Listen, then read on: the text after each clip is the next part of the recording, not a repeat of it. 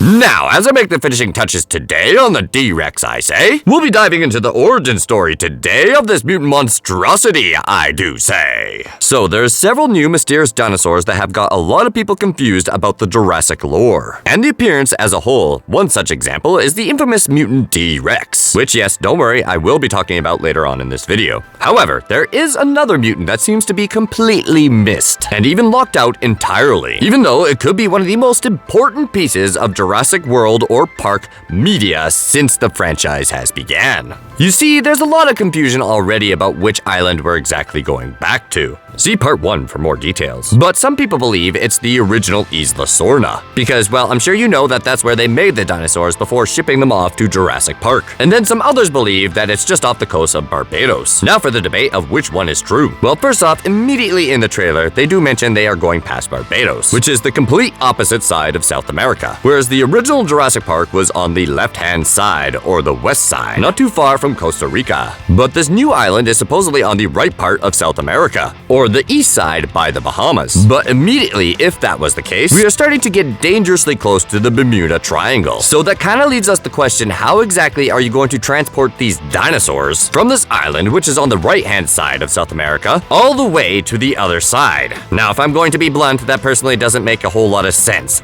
at all. And not only that, I haven't even spoken about the mutant dinosaurs yet. So I just kind of want to clear up this island fiasco first. Now, I personally immediately believe that this isn't one of the original islands. It's not Isla Sorna, it's not Isla Nublar, it's not any of the islands in the 5 Deaths. It's not exactly a Site C, so to speak. I believe it's a new island on the right-hand side of South America, which yes, I do believe it was possibly owned by InGen at some point. And that's the key word here, at some point. Now, I believe that the base, or the bases, of the original lab was there prior to Jurassic Park, so prior to 1993, where essentially they conducted their research and then just abandoned it. Well, you might be thinking, well, Moose, what about these mutant dinosaurs? They're still there. There's dinosaurs on the island, which is, yes, correct. And I will 100% cover the T-Rex and the two-headed raptor, how they fit into the Jurassic Park lore and the Jurassic World lore. Now, I know you might be thinking, does that really make a difference? And well, yes, it does. If you're a hard-seasoned Jurassic fan like me, it makes all the difference. We can't exactly just go retcon on this stuff. And that's what we're going to solve today, these mutant dinosaurs. Were they InGen's or were they another company entirely? AKA Parkergenics. Now you might be asking, what is Parkergenics exactly? Now, funnily enough, I do believe it's the actual company who went back to this island, the original InGen facility, took it over, and then started conducting their own greedy corporate research. Now, I'm sure some of you are aware that this Parkergenics has been seen on some merchandise which has come to light in the last month or so at Universal Studios in Florida. Now, not only that, this Parkergenics, this company, seems to be the one financing all the equipment for Scarlet and her team. Because if you go watch the trailer and pause on the gun, you can look closely and see a PG logo, which looks suspiciously exactly like, well, the Parkergenics logo.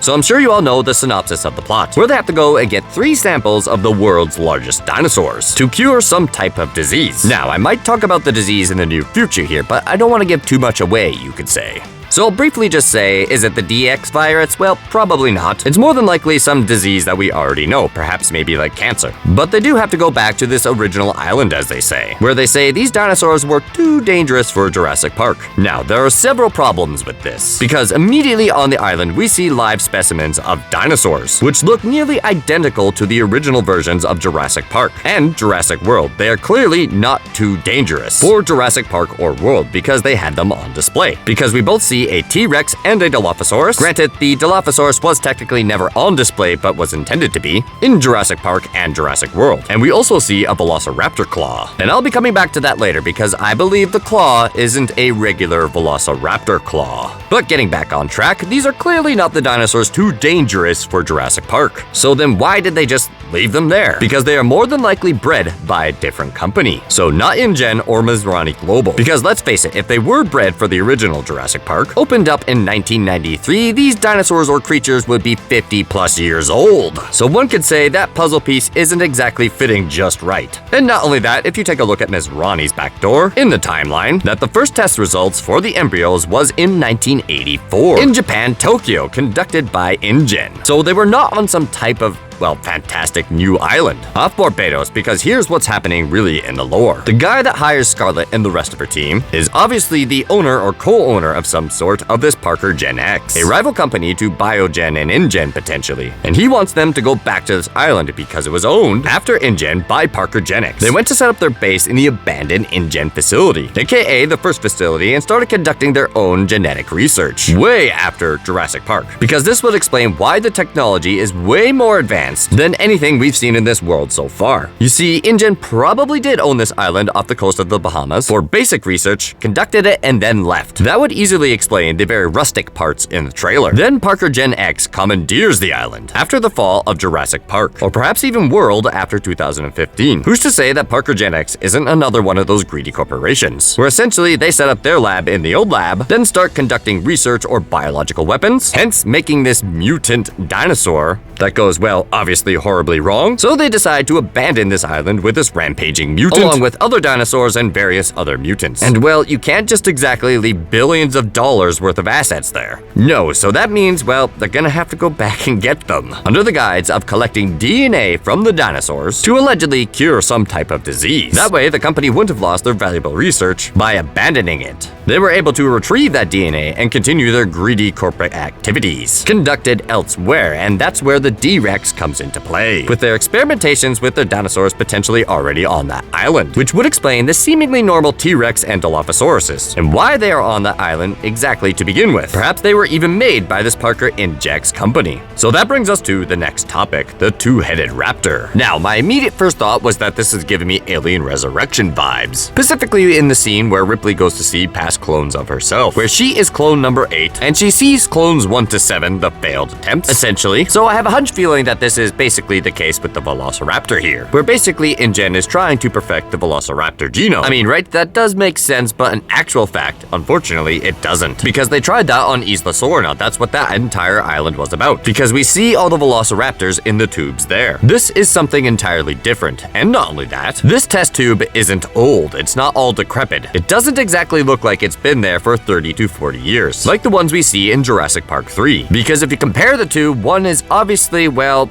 basically nature is taken over and the other one is fairly clean, which is suspicious. Now, to be honest, the two-headed raptor one almost looks like it's brand new, whereas the ones there in Jurassic Park 3 have been sitting there since the start of Jurassic Park. So let's say approximately 1990. Then Jurassic Park 3 comes out in 2003. That means they would have been sitting there for about 12 to 13 years maximum. And there's already that level of decay, so it seems a little odd that they're trying to tell us that these test tubes with the two-headed raptor have also been here since 1993. So those things have been sitting there for nearly 30 to 40 years, and there's basically no decay and they look all brand new. So you can see why things aren't quite adding up correctly here. That's because this raptor, or this mutant dinosaur, was not created by InGen, and they were never destined for the park. So I personally don't think this is something left behind. This is something brand new. I think this is something that was potentially created by Parker Gen X. And I'm also a firm believer, at least I hope, that we're going to see this two-headed raptor. When you look in the kitchen scene in the trailer, you can see the raptor claws slowly coming down, but something looks different. They don't look identical to the ones that we see in Jurassic Park 3. Now, don't get me wrong, I absolutely love the raptors, and I do believe they are a very important staple for the franchise, very much like the T.Rex. But I would very much love to see this two-headed raptor in action, even if it's just for a split second or two, because seeing how the claws do look slightly different in the trailer, this potentially could be the two-headed raptor. Now, I think it's pretty obvious that they're not going to reveal everything in the trailer. I mean, realistically, they're going to be leaving in a shock or two, right? I'd also like to say the company that has commandeered the island and brought all these new facilities online are clearly developing genetic technology by A, cloning the dinosaurs, and B, trying to make mutant versions of them, essentially being biological weapons of some sort to sell to the highest bidder. Now, that has been a theme throughout the Jurassic Park novels and the Jurassic Park franchise. It's essentially the core principle. Mankind essentially wielding technology that they cannot control, which also sums everything up for all these mutants. It started with Dodson bribing Dennis Nedry to get the embryos, which then turns into a greedy corporation, where they then start to militarize the dinosaurs, where they then sell them off to the highest bidder. In Dominion, Lewis Dodson returns, basically just trying to do the same thing, essentially capitalizing on DNA technology, with locusts eating crops, and them being the only ones who can stop the locusts. Now, fast forward once again a couple of years, now we have this Parker Gen X, trying to harness the power of genetic technology. Just like Ian Malcolm said, it's like a kid who has found their father's gun. It did not require any discipline to obtain this technology, and therefore they have no responsibility for it. Now, the main question here is, did they intentionally create a two-headed raptor? Did they intentionally create that D-Rex? I mean, they did keep it in containment for long enough. I mean, it wasn't exactly a failed experiment, so why exactly would they have been keeping it alive in this pen? Wouldn't they have just put it in a tube like they did with the Velociraptor potentially? Something is definitely off about this mutant dinosaur.